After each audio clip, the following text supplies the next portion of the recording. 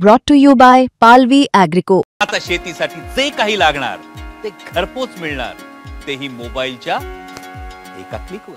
गेल्या काही दिवसांमध्ये मोन्था चक्रीवादळाचा परिणाम म्हणून महाराष्ट्रातल्या अनेक भागांमध्ये मुसळधार स्वरूपाचा पाऊस झाला। अनेक ठिकाणी वादळी वारे सुद्धा बघायला मिळाले, तर अनेक ठिकाणी तुरळक ते मध्यम स्वरूपाचा सुद्धा पाऊस पडताना बघायला मिळाला। आणि अशातच आता मोन्था चक्रीवादळ जे आहे ते पुढे सरकलेलं आहे।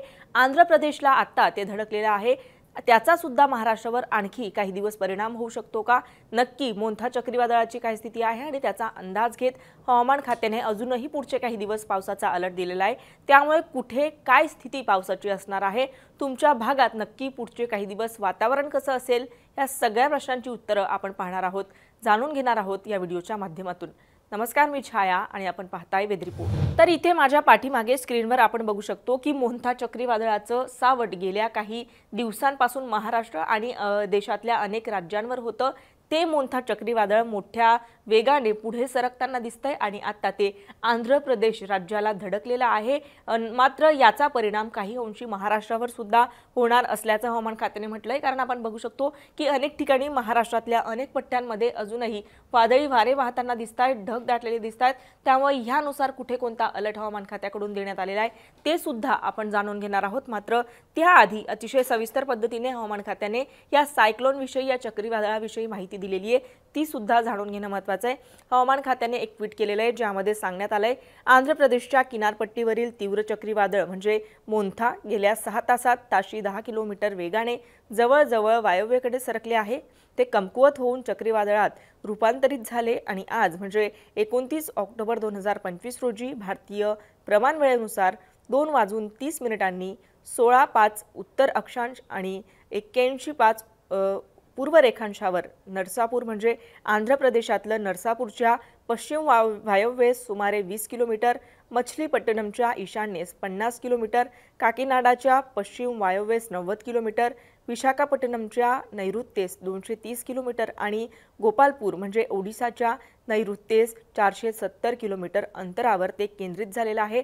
म्हणजे एकंदरीत हे जे चक्रीवादळ आहे त्याची आता तीव्रता कमी झालेली असल्याचं हवामान खात्याने म्हटलेलं आहे। काल आपण बघितलं की साधारण 120 किलोमीटर प्रति तास वेगाने हे जे चक्रीवादळ आहे ते पुढे सरकताना बघायला मिळत होतं। मात्र आता जवळपास 10 किलोमीटर प्रति तास वेग, इतकं कमी वेग त्याचा आता झालेला आहे। आणखी पुढे या संदर्भात हवामान खात्याने म्हटलंय, आंध्र प्रदेशच्या किनारपट्टीवरून जवळजवळ हे चक्रीवादळ वायव्येकडे सरकण्याची शक्यता आहे आणि पुढच्या 6 तासात चक्रीवादळाची तीव्रता कायम ठेवेल आणि त्यानंतरच्या 6 तासात आणखी कमकुवत होऊन खोल दाबाच्या क्षेत्रात त्याचं रूपांतरण होईल। म्हणजे हे जे चक्रीवादळ आहे त्याची तीव्रता पुढच्या 6 तासांमध्ये आणखीनच कमी होईल आणि कमी दाबाच्या क्षेत्रामध्ये त्याचं रूपांतरण होईल असं हवामान खात्याने म्हटलेलं आहे। तसेच अरबी समुद्रावर जे कमी दाबाचं क्षेत्र तयार झालेलं होतं त्याची नक्की काय स्थिती आहे ते सुद्धा हवामान खात्याने ट्विट करत सांगितलेलं आहे।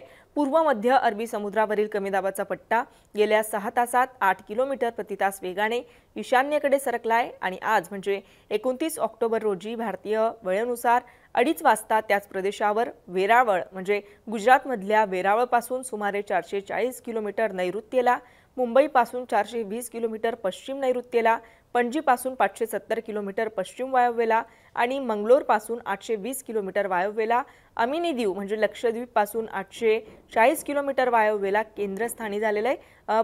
पुढच्या 36 तासांमध्ये ते पूर्व मध्य अरबी समुद्रातून जवळजवळ ईशान्येकडे सरकण्याची शक्यता असल्याचं सुद्धा हवामान खात्याने म्हटलेलं आहे। म्हणजे बंगालचा उपसागर आणि अरबी समुद्रामध्ये हे जे कमी दाबाचं क्षेत्र तयार झालेलं होतं आणि पुढे ज्या एका कमी दाबाच्या क्षेत्राचं रूपांतरण चक्रीवादळात झालेलं होतं, ज्याला मोन्था चक्रीवादळ असं नाव देण्यात आलेलं होतं, त्याची सुद्धा तीव्रता आता कमी झालेली आहे आणि एकंदरीत या दोन्ही कमी दाबाच्या क्षेत्रांचा परिणाम महाराष्ट्रावर आता तितकासा होणार नाही।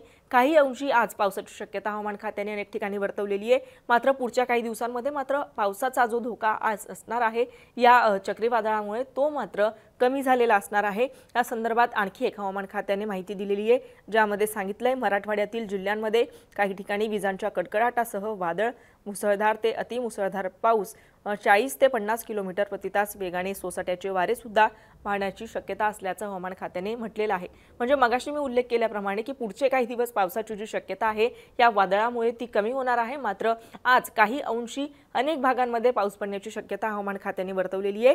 खास करून मराठवाड्यातल्या काही जिल्ह्यांमध्ये पाऊस पडण्याची शक्यता हवामान विभागाकडून वर्तवण्यात आलेली आहे. तर याचबरोबर मराठवाडा आणि विदर्भात पुढच्या 36 ते 48 तासात मुसळधार ते अतिमुसळधार पाऊस पडेल, कारण ही प्रणाली या भागांवरून जाईल. पुढच्या काही तासात हैदराबाद आणि तेलंगणा हे सर्वात जास्त प्रभावित भाग असतील असं मुंबई रेंजने म्हटलेलं आहे. म्हणजे हे जे चक्रीवादळ आहे जे आता आंध्र प्रदेशच्या दिशेने सरकलेलं आहे, हे चक्रीवादळ मराठवाडा आणि विदर्भाच्या दिशेने पुढे सरकत आंध्र प्रदेशच्या दिशेने जात आहे.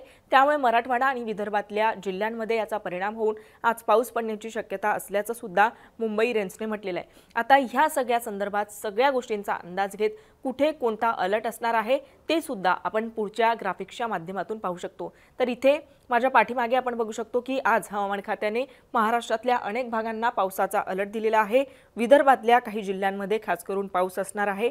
चंद्रपूर, गडचिरोली, यवतमाळ, हिंगोली, नांदेड आणि परभणी हे जे जिल्हे आहे या जिल्ह्यांना ऑरेंज अलर्ट हवामान खात्याकडून देण्यात आलेला आहे. आणि उर्वरित महाराष्ट्रातले जे सगळे जिल्हे आहेत ज्यामध्ये उत्तर महाराष्ट्रातलं जळगाव, धुळे, नंदुरबार असेल, पश्चिम महाराष्ट्रातलं पुणे, सातारा, सांगली, कोल्हापूर, सोलापूर, मध्य महाराष्ट्रातले सगळे जिल्हे, विदर्भातले सगळे जिल्हे, मराठवाड्यातल्या सगळ्या जिल्ह्यांमध्ये आणि कोकण किनारपट्टीच्या सुद्धा या सगळ्या जिल्ह्यांमध्ये पाऊस पडण्याची शक्यता आज हवामान खात्याने वर्तवलेली आहे. विदर्भातले हे जे जिल्हे आहेत तिथे मात्र इतर ठिकाणांच्या तुलनेने मुसळधार ते अतिमुसळधार पाऊस पडण्याची शक्यता असणार आहे. याला कारणही आहे, मगाशीच मी याचं कारण सांगितलंय की हे जे चक्रीवादळ आहे ते आंध्र प्रदेशकडे सरकत आहे आणि या रूटने ते जाणार आहे. त्यामुळे या जिल्ह्यांमध्ये त्याचा मोठ्या प्रमाणात परिणाम होऊ शकतो असं हवामान खात्याने या संदर्भात म्हटलंय.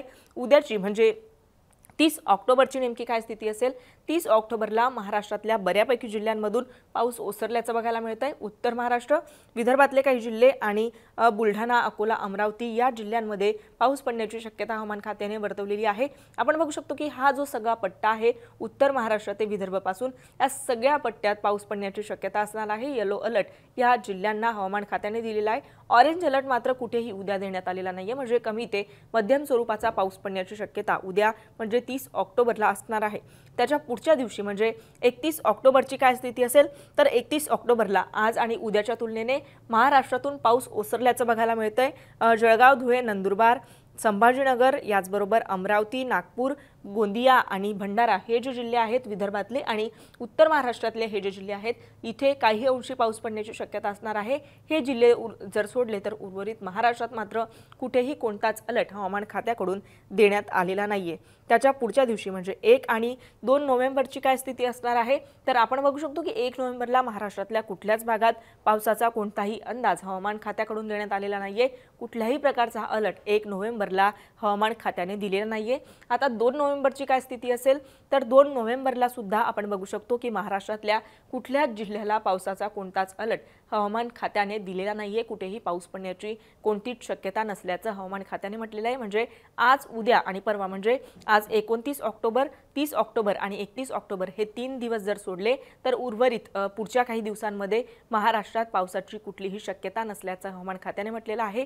एकंदरीत हे जे चक्रीवादळ आहे ज्याचा परिणाम म्हणून महाराष्ट्रात पावसाचं सावट होतं, पाऊस बरसत होता, हे चक्रीवादळ त्याची तीव्रताच मुळात कमी होत असल्यामुळे महाराष्ट्रावरचा जो पावसाचा धोका आहे तो पुढच्या काही दिवसांमध्ये कमी होणार असल्याचं स्पष्टपणे दिसतंय. तर अशा पद्धतीचं वातावरण पुढचे काही दिवस महाराष्ट्रात असणार आहे, तुमच्या जिल्ह्यात असणार आहे.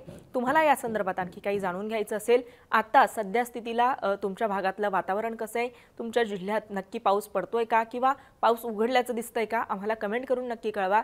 आणि अशाच माहितीपूर्ण व्हिडिओसाठी पाहत रहा मुंबई तक.